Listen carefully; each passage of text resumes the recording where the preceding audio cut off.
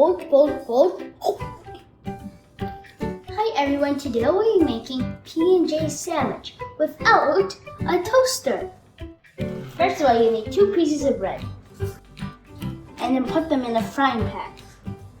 Turn the heat medium, and then you see there's a tick in front of medium. Turn it to there. Now set a timer for 2 minutes. 2 minutes later. So now that the timer has ringed, I'm going to flip the toast over. I'm just going to use my hand, a spatula. I think there's water here, that's why it's steaming. Now I'm going to set a 1 minute timer to apply the peanut butter. And I'm just going to apply it off with my hand. It's easier and faster. Why does this feel like butter? I'll probably need more peanut butter than that. Now that the timer has ringed, you can turn off the heat. Then set a timer for another 2 minutes. This is enough peanut butter for me. You can add more if you want. So we can put this peanut butter back into the fridge. 2 minutes later. 2 minutes has passed now. So I'm going to lift the pieces of toast. I'm now going to put my toast into a bigger plate.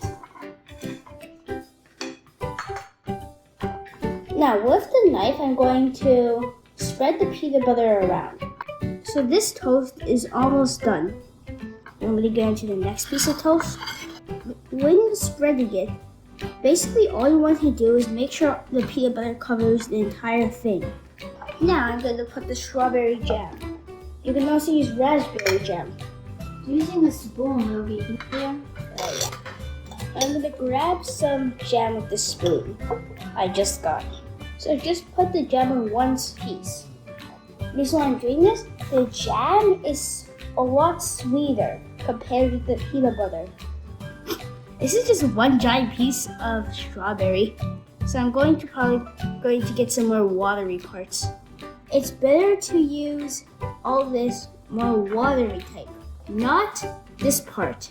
So now we're going to put the 2 pieces of toast together. And now you have a sandwich.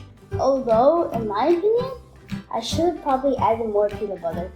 But this is my first time making it, so, yeah. Yummy. If you like this video, please subscribe or click the like button below. See you next time. Bye!